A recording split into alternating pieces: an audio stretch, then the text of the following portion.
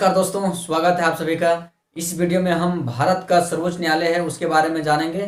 तो सर्वोच्च न्यायालय का उल्लेख हमारे संविधान के भाग 5 और अनुच्छेद 124 से लेकर के 147 में भारत का सर्वोच्च न्यायालय का उल्लेख किया गया है।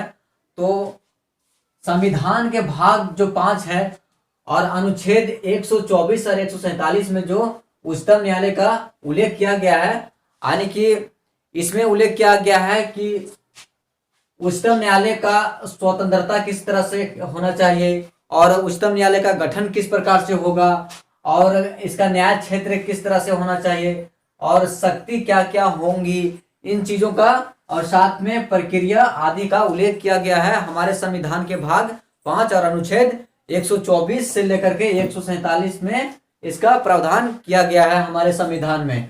हमारा संविधान जो है वह है एकल न्याय व्यवस्था को अपनाया है। जैसे कि अमेरिका का संविधान है, वहाँ द्वैध न्यायपालिका को अपनाया है, एक केंद्र स्तर में और दूसरा राज्य स्तर में न्यायपालिका का विभाजन किया गया है। लेकिन भारत में है कि एकल न्याय व्यवस्था को अपनाया है कि केंद्र स्तर में जो है वह है सर्वोच्च न्यायालय, ऐसी सुप्रीम कोर्ट जो है वह केंद्र स्तर में होगा और राज्य स्तर में उच्च न्यायालय का प्रावधान किया गया है और इसके नीचे जो है वह है अधीनस्थ न्यायालय है। जिला न्यायालय का उल्लेख किया गया है, जिला न्यायालय है हमारे देश में। तो उच्च न्यायालय जो है, सुप्रीम कोर्ट जो है, उसका उद्घाटन जो हुआ था वह 28 जनवरी 1950 ईस्वी में इसका उद्घाटन हुआ था। उच्च न्यायालय का उद्घाटन 28 जनवरी 1950 ईस्वी में किया गया था। और इसके बाद उच्चतम न्यायालय का जो गठन है वह किस प्रकार से होगा, तो उच्चतम न्यायालय का गठन में अभी वर्तमान में 31 न्यायाधीशों से मिलकर के इसका गठन किया गया है। उच्चतम न्यायालय का गठन किया गया है। इसमें एक मुख्य न्यायाधीश भी होते हैं, मुख्य न्यायाधीश एक होते हैं और 30 न्यायाधीशों से मिलकर के भारत का सर्वोच्च न्यायालय का गठन किया गया है। इसके बाद अगला जो है वह है न्यायाधीशों की नियुक्ति। न्यायाधीशों की नियुक्ति राष्ट्रपति के द्वारा किया जाता है और मुख्य न्यायाधीश की नियुक्ति जो होता है, मुख्य न्यायाधीशों की संख्या 1 है और न्यायाधीशों की नियुक्ति में राष्ट्रपति जो है वह अन्य न्यायाधीशों की सलाह लेते हैं और राज्य के जो भी न्यायाधीश होते हैं, उच्च न्यायालय के न्यायाधीश होते हैं, उनकी सलाह पे भारत के मुख्य न्यायाधीश होते हैं, यानी सर्वोच्च न्यायालय के मुख्य न्यायाधीश होते हैं, उनकी नियुक्ति करते हैं और अन्य न्यायाधीशों की नियुक्ति मुख्य न्यायाधीश के सलाह पे अन्य न्यायाधीशों की नियुक्ति भी करते हैं और अन्य न्यायाधीशों की संख्या 30 है और मुख्य न्यायाधीशों की संख्या 1 है। तो वर्तमान में अभी टोटल अगर बात करेंगे न्यायाधीशों की संख्या कितनी है तो 31 देशों से मिलकर के भारत का सर्वोच्च न्यायालय का गठन किया गया है। इसके बाद न्यायाधीशों की क्या अर्हताएं होंगी, इस चीज को हम जानते हैं। तो न्यायाधीशों की अर्हताओं के लिए उसे भारत का नागरिक होना चाहिए। जो भी सर्वोच्च न्यायालय का न्यायाधीश बनेंगे उनको भारत का नागरिक होना चाहिए। दूसरा जो है वह है 5 वर्षों तक किसी न्यायालय में न्यायाधीश या 10 वर्षों तक किसी न्यायालय में या फिर अधीनस्थ न्यायालय में वकील का काम किया हो, वैसे व्यक्ति सर्वोच्च न्यायालय के लिए अर्हताएं रखती है और अर्हताएं उनका होता है कि राष्ट्रपति के मत में सम्मानित न्यायवादी भी होना चाहिए। अगर ऐसा चीज नहीं है, ये दोनों कंडीशन नहीं है, भारत का नागरिक तो होना ही चाहिए। पहला जो है भारत का नागरिक होना चाहिए और दूसरा में जो है ये 5 वर्षों तक किसी न्यायालय में न्यायाधीश के पद पे कार्य किया हो या फिर वकील के रूप में 10 वर्षों तक किसी न्यायालय में कार्य किया हो। इसके अलावा अगर ये नहीं है तो राष्ट्रपति के मत में सम्मानित न्यायवादी हो, वैसे व्यक्ति भारत का जो सर्वोच्च न्यायालय का न्यायाधीश होंगे वो अर्हताएं रखेंगे। इसके बाद सर्वोच्च न्यायालय के जो भी न्यायाधीश हैं उनकी शपथ या प्रतिज्ञान जो होगा वह भी हम जानते हैं। तो शपथ या प्रतिज्ञान में पहला जो है वह है कि प्रत्येक सदस्य जो है वो शपथ लेते हैं कि भारतीय संविधान के प्रति सच्ची श्रद्धा एवं निष्ठा रखूंगा।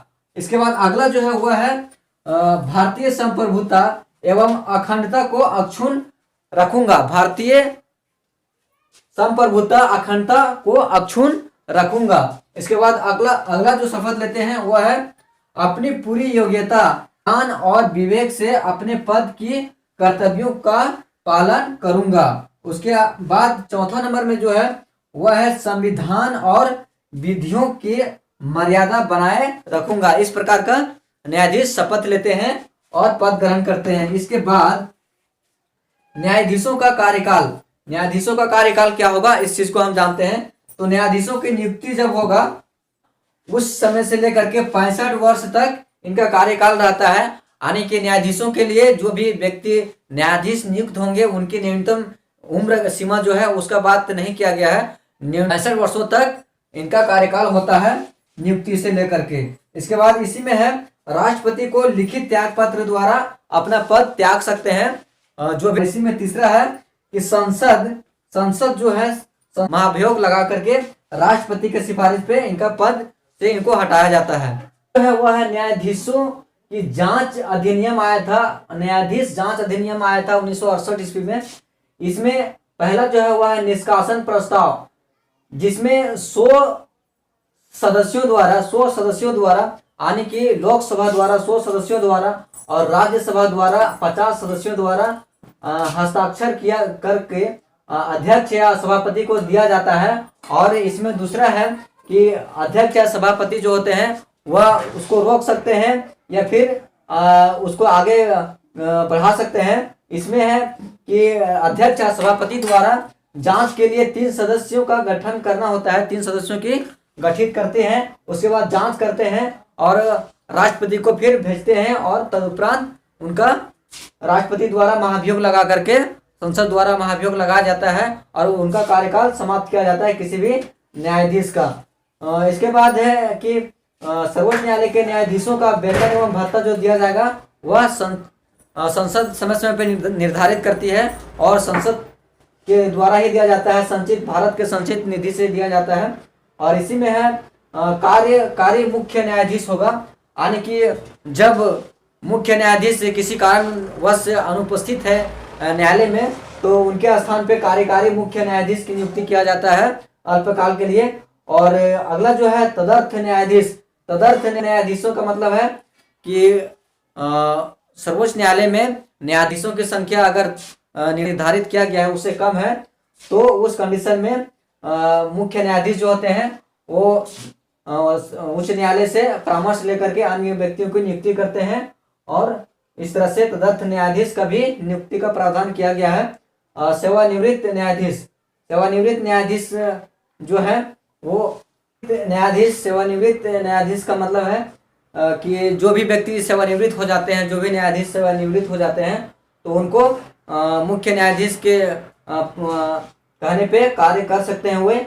और अगला है न्यायाधीशों के आचरण पर बहस नहीं हो सकता है, यानी कि संसद जो है वह या कोई भी सदस्य या कोई भी व्यक्ति न्यायाधीशों के आचरण पर बहस नहीं कर सकता है और संसद भी बहस नहीं कर सकते हैं सिवाय महाभियोग लगाने के सिवा न्यायाधीशों के कार्य पे, आचरण पे, उनकी कार्य पद्धति पे बहस नहीं कर सकते हैं। इसके बाद अगला जो है वह सेवानिवृत्त के बाद वकालत पर रोक है कि किसी भी न्यायाधीश को अगर सेवानिवृत्त कर जाते हैं, सेवानिवृत्त हो जाते हैं तो उनको किसी प्रकार के वकालत सेवानिवृत्ति के बाद अगर वकालत कहीं करते हैं तो उस पर उनको रोक है, वो वकालत नहीं कर सकते हैं।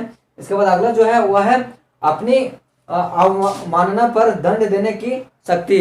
अगर अवमानना पर यानी कि न्यायाधीश को अपनी अवमानना पर दंड देने की शक्ति प्राप्त है, यानी कि किसी संस्था द्वारा या किसी व्यक्ति द्वारा भारत के जो सर्वोच्च न्यायालय के न्यायाधीश है उनको अवमानना किया जाता है तो उस कंडीशन में उनको शक्ति प्रदान है कि वो दंड दे सकते हैं। इसके बाद अगला जो है इसमें वह है इसके न्यायिक क्षेत्र में कटौती नहीं की जा सकती है, यानी कि सर्वोच्च न्यायालय के जो भी न्यायिक क्षेत्र हैं उनमें संसद कटौती नहीं कर सकती है, सिवाय बढ़ा सकती है, यानी कि न्यायिक क्षेत्र जो है सर्वोच्च न्यायालय का उसको बढ़ा सकती है और कटौती उसमें नहीं कर सकती है। ज़्यादा हो सके तो बढ़ा सकती है लेकिन कटौती नहीं कर सकती है। इसके बाद हम जानेंगे कि सर्वोच्च न्यायालय की जो शक्तियां पावर है उस चीज़ को हम आगे जानते हैं। इसके बाद सर्वोच्च न्यायालय के क्षेत्राधिकार और शक्तियां के बारे में हम जानते हैं।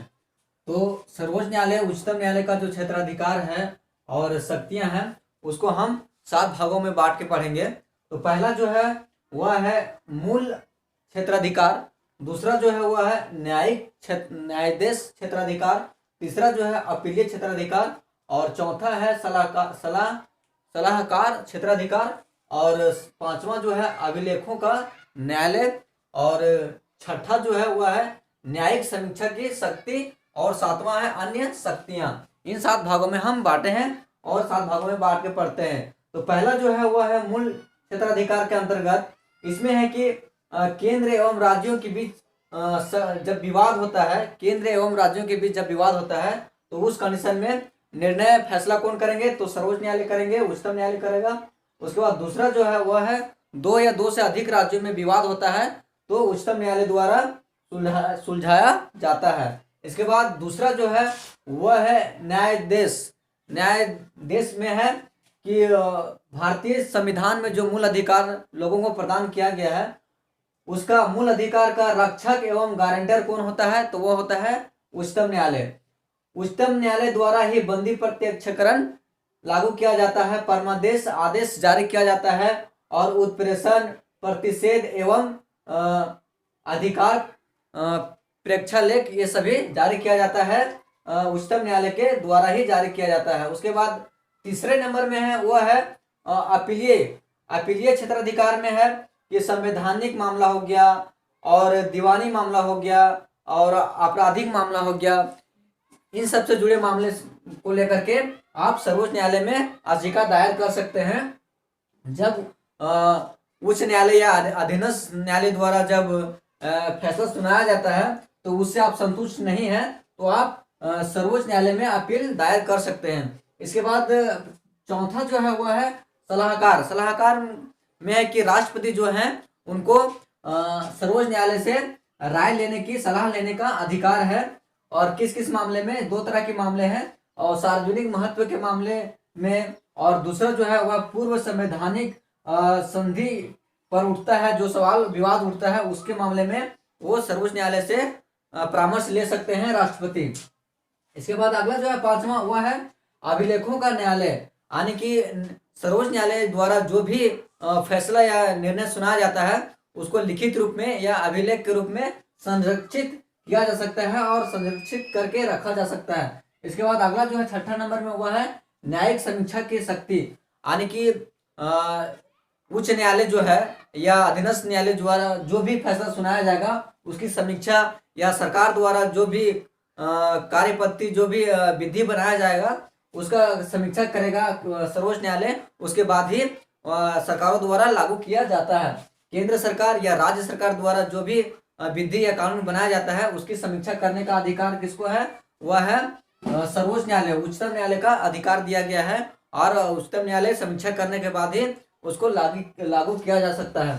इसके बाद अन्य में है 7वें नंबर में अन्य शक्तियां में है, इसमें पहला जो है कि उपराष्ट्रपति एवं राष्ट्रपति के निर्वाचन से संबंधित जो भी विवाद है उसका निपटारा होगा कहाँ, तो सर्वोच्च न्यायालय में। दूसरा है वह है संघ लोक सेवा आयोग जो है उसकी अध्यक्ष जो होंगे और उनके सदस्यों होंगे, यानी कि संघ लोक सेवा के अध्यक्ष और सदस्यों का जो आचरण के विरुद्ध जो भी मामला होगा उसका निपटारा भी सर्वोच्च न्यायालय में ही किया जाएगा। इसके बाद अगला जो है वह है अपने स्वयं के फैसले की समीक्षा करने की भी शक्ति है, यानी कि पहले जो फैसला सुनाता है सर्वोच्च न्यायालय और बाद में जो फैसला सुनाएगा उसकी भी समीक्षा करने की शक्ति प्रदान है सर्वोच्च न्यायालय को। उसके बाद अगला जो है वह उच्च न्यायालय में लंबित मामले, यानी कि जो भी उच्च न्यायालय में लंबित मामले हैं वो अपने पास मंगवाने का अधिकार भी है सर्वोच्च न्यायालय को। इसके बाद अगला जो है इसकी विधियां सभी पर लागू होती है, यानी कि जो भी सर्वोच्च न्यायालय विधियां बनाती है वो सभी न्यायालयों पे लागू होती है, सभी सरकारों पे लागू होती है। इसके बाद अगला जो है 6ठा हुआ है कि संविधान का एकलौता व्याख्या करने वाला कौन होता है, तो वो है सर्वोच्च न्यायालय, उच्चतम न्यायालय, सुप्रीम कोर्ट। उसके बाद अगला जो है यह है अधीक्षण की शक्ति, यानी कि अधीक्षण कर सकता है कोई भी विधि को अध्ययन करने की शक्ति सर्वोच्च न्यायालय को प्रदान किया गया है।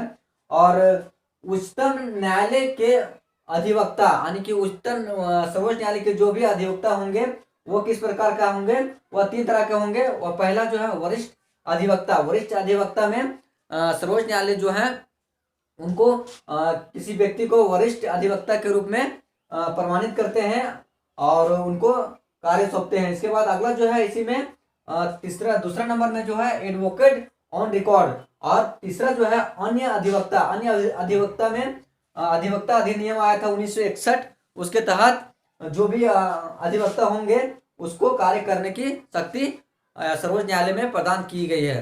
तो इस तरह से सर्वोच्च न्यायालय के बारे में हमने बहुत कम समय में ही जानने की कोशिश किया और जाना। Thank you.